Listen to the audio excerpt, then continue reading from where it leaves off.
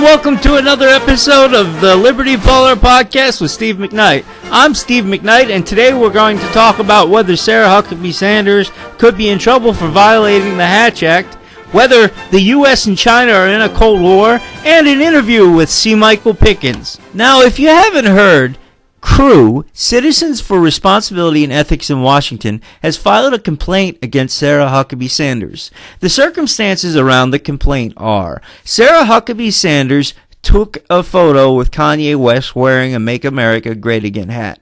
After she took the photo, she then uploaded it and posted it on her official government Twitter account. So what, you may be thinking? Well, unfortunately for Sarah Huckabee Sanders, CREW found this to be a violation of the Hatch Act. The Hatch Act prohibits any executive branch employee, including her, from using official authority or influence for the purpose of interfering with or affecting the result of an election. Now, the brief history lesson on the Hatch Act is that it was created in 1939 and named after Senator Carl Hatch of New Mexico.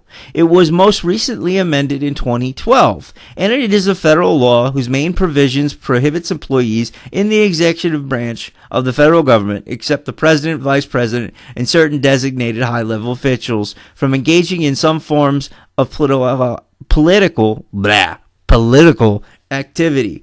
Now, that's just big lawyer talk, in my opinion, for pernicious political activity. I think that the Hatch Act is a good idea, and I support it, because I don't know about you, but I'm sick and tired of listening to partisan politics, especially between Republicans and Democrats. It's not bad enough we have to listen to the different factions of political parties not getting along. We have to listen to the Democrats and Republicans and how they respond to third-party people like the Libertarians, who are just trying to get their message out and get people into office. Nevertheless, in this case, I think that we are all set up for an incredible laugher. I say laugher because I almost guarantee you Sarah Huckabee Sanders will get no more than a slap on the wrist. Now, I'm not advocating for her termination, and I'm not saying that she did something unexcusable. What she did was make the public office of the press secretary look bad and made her president look bad, which isn't something she's supposed to do. Furthermore, she shouldn't be ignorant on the laws and acts that are to keep people like Sarah Huckabee Sanders from taking advantage of partisan politics. And really, what I'm trying to say is, if you're taking advantage of partisan politics, you're furthering the divide that is already evidently clear in the United States. Now on to the Cold War speculation between the U.S. and China by the mainstream media. If you don't already know, there is currently a quote-unquote trade war between the U.S. and China, according to the mainstream media. The mainstream media is suggesting that we are in a Cold War, but I disagree with this speculation. The main reason I disagree is because I grew up during the Cold War with Russia. During an actual Cold War, schools do things like nuclear attack drills, and governments, like the USSR, build up arms with foreign alliances in the event that a hot war breaks out with the U.S., for example. In this case, I see nothing more than a trade war and believe the mainstream media is trying to sell news. If you follow what has been going on between the U.S. and China since Trump has taken office, both sides have increased tariffs. The government leaders aren't threatening each other, and Trump has stated that he likes negotiating with President Jinping. I don't know if you remember the Russian Cold War, but threats were laced all over the world by both the U.S. and USSR, and leaders publicly denounced one another. They even took pride in making the other one look bad. Furthermore, tariffs is just business as usual for government. Although tariffs by the U.S. and China have increased, warlike rhetoric has not been an issue, and for the most part, the U.S. is more concerned about terrorism and healthcare than the trade relations between the U.S. and China. Therefore, I call this Cold War propaganda by the mainstream media at minimum misleading. I highly doubt the U.S. and China will start a Cold War, and I also doubt Trump is willing to bring up talks of war with China. The real question I have, especially in regards to the mainstream media's speculation, is, are they going this low just to get good ratings by using scare tactics? In my opinion, right now they are. And now on to the interview with C. Michael Pickens. 5, 4, 3, 2, 1. We are live with C. Michael Pickens. If you don't know who he is the former vice chair of the Libertarian Party of California, the former chair of the Libertarian Party of Washington. He has written a book called Libertarian Leadership, and he founded the Libertarian Leadership Academy. C. Michael Pickens, thank you for coming on. Hey, thanks for having me, Steve. Now, my first question is, what moved you to write Libertarian Leadership, and why did you write it? Okay, so Libertarian leadership is a combination of basic leadership skills, and I wrote this back in 2013, so it's been a few years now, but basic leadership skills and how they can relate to the Libertarian Party in advancing our movement. So a lot of people, libertarians especially, don't realize that we have to go and communicate what's important to us to the average person to get them to become libertarians. A lot of the libertarian communications that have been coming out recently are geared towards people who already believe what we believe, which is great. We need to get everyone on the same team moving in the same direction. There's no doubt about that. But the most important thing we can do is to educate people who don't vote and those who are voting for authoritarian politicians and authoritarian policies to understand that there's a way to do things and operate society on a voluntary basis that's also ethical. So the book is about really helping us understand that we can win, that if we have the attitude and the belief that we can win, then we can take the actions necessary to win, like building networks in our communities, right? That's something that I've been doing, and especially over the past couple years, I've kind of turned off the retail politics stuff and just been focusing on building a network, building a business, focusing on sales and sales training as well, so we can actually win elections. Now, you talked about business networking. What type of networking have you done, and what type of networking could a libertarian look into to help the party? Yeah, definitely. So you first have to understand why it's important to build a network. People will vote for you, right? They'll donate to your campaigns. They'll volunteer for your campaigns if they know you, like you, and trust you. Right? It's the same thing in business. Right. People will do business with you if they know you, like you, and trust you. So the only way to get to that trust point is through visibility. Right? So going out in the community, going to Business Network International meetings, going to Toastmaster meetings, going to city council meetings, going to Chamber of Commerce events, whatever it is that you're interested in. Heck, you could go to the sip and paint art things, right? There's so much going on in the community that you could do, trash pickups, you could help feed the homeless. Like, there's so much that you can do out in the community, and if everyone were just focused on that, building relationships and networks out in the community, we'll be winning more elections. Because once people understand that there's a way that we can operate society that's not hurting people and helping people too in the process, more people will jump on board with what we're doing. Yeah, no, that makes perfect sense. Thank you. Now, I wanted to ask you about the Libertarian Leadership Academy. What moved you to found this, and what's the mission of it? So the reason why I started the online academy, I was doing live trainings in 2014. I did 7 of them, and then 2015 I did 15 of them, and I just kept increasing until a couple years ago when I launched the academy. The reason why I did that is so I could duplicate my efforts and make it easier on me. Earlier, when I started it, I was able to help coach and teach and train live and in person, but I could only teach and train so many people. And same thing with some of our other teachers and trainers that we have in the academy, like Larry Sharp, his course on how to build a campaign team. He's got a communication course coming out. We just have Robin Kerner's political persuasion course. This is a way that other libertarians can get our knowledge at their own time from the comfort of their own home. And I've been giving away free memberships into the online academy.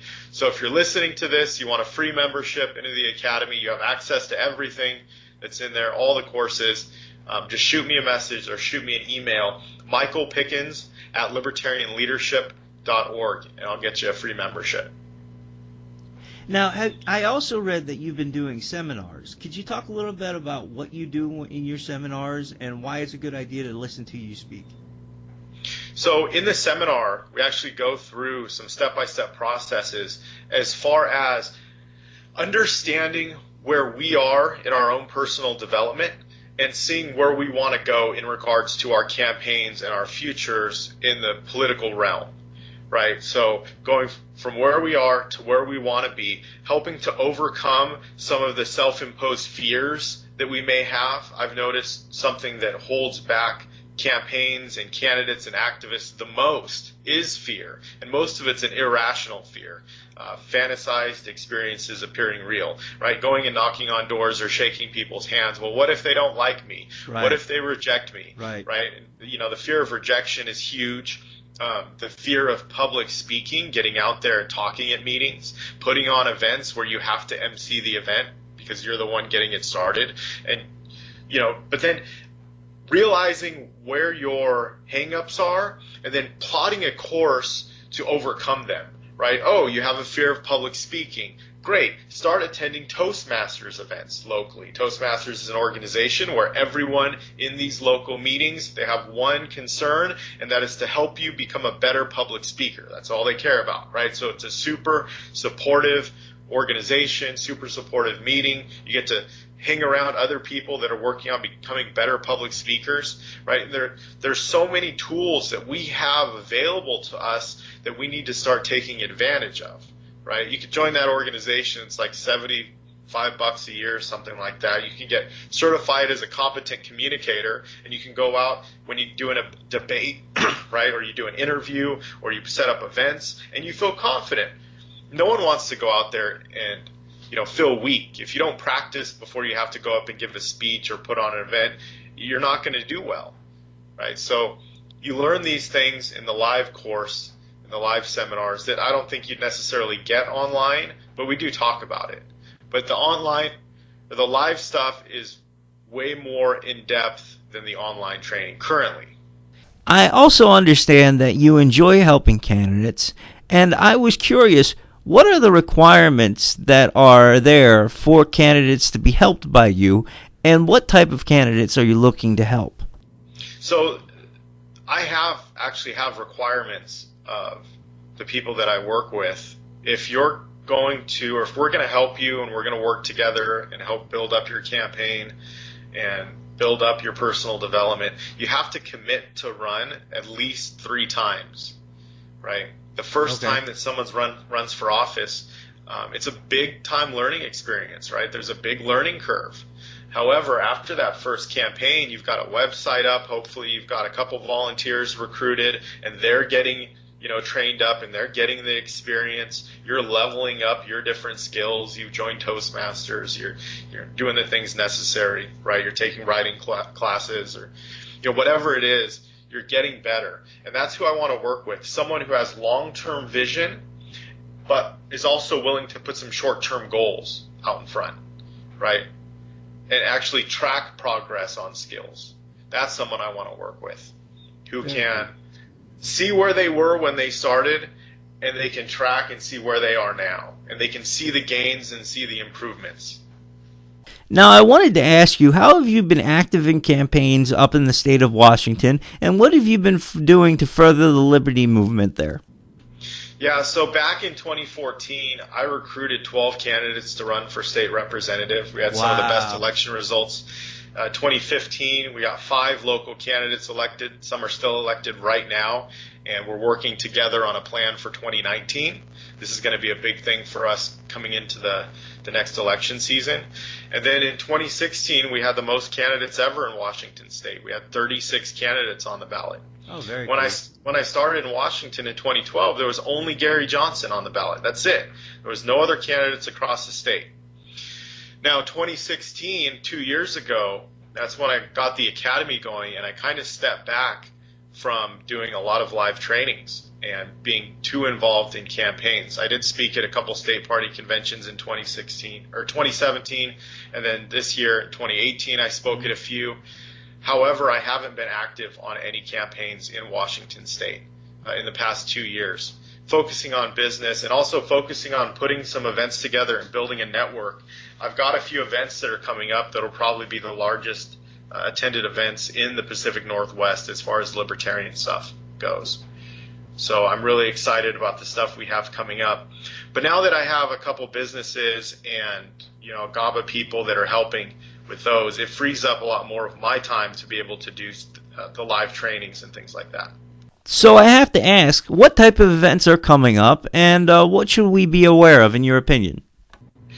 So we have a TED Talk-like speaking event that's coming up in December. Oh, wow. Yeah, so we've got heavy promotions going out on that, traditional marketing as well as networking, and I've been working on that. So there should be a really good turnout. It can seat 200, so we'll see how it goes. But we've got some really good topics. Libertarian solutions to homelessness. Matt Dubin's going to be talking about that. Robin Kerner is going to be talking about politics and the way that we can better communicate with each other, not being so hostile. In the political realm, we definitely need more of that. Yeah, I know firsthand. You get on social media, and there are Facebook warriors out there.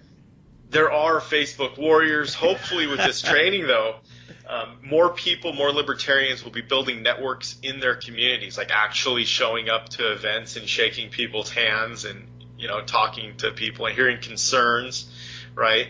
Yeah. In person instead of just being on Facebook or social media. Right, that's the next step. Right. Yep, and I know as well as I'm sure you know, right now the big thing that seems to be going through the LP is we need more good local candidates. And I really think that what you're doing is fantastic for that. And I would highly suggest anyone who's thinking about running for office to contact Michael Pickens. Now, what's the best way to contact you? Shoot me an email, michaelpickens@libertarianleadership.org.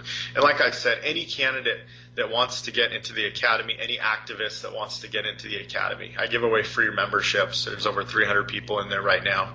And there's one thing I did want to bring up. So in Florida, sure, Marcos Morales, the chair there, and his team, awesome libertarians there, have implemented Operation First Step, where they've recruited a bunch of candidates to run at the lowest levels. And I think everyone in other states, in other local communities should do this.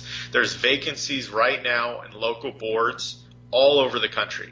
Right? We need to start getting the incremental experience. Right? Let's start on those smaller boards. Let's start at the city council. Let's start at the school board. Let's start at those easier to win races. Most of them are nonpartisan.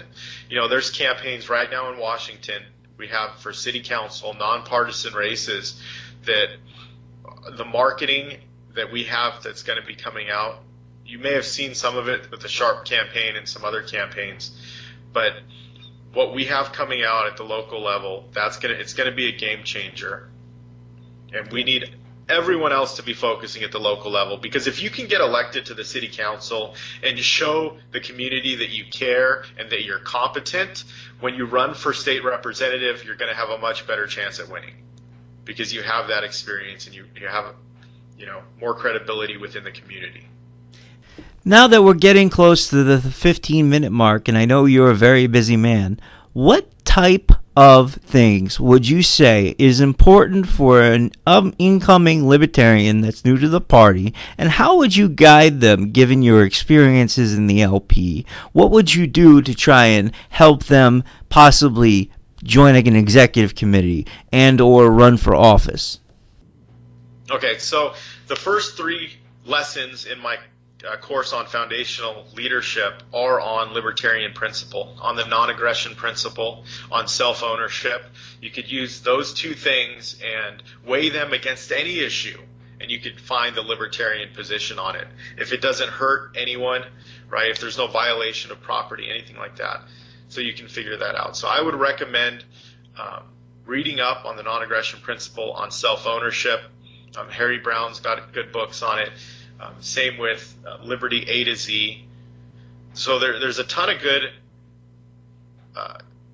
technical information on libertarianism that's out there. And then at the same time, learn people skills, learn leadership, learn teamwork, right? Read books on it. How to Win Friends and Influence People. There's so much good stuff out there that we should be learning from, and have a mindset of constant and continual improvement.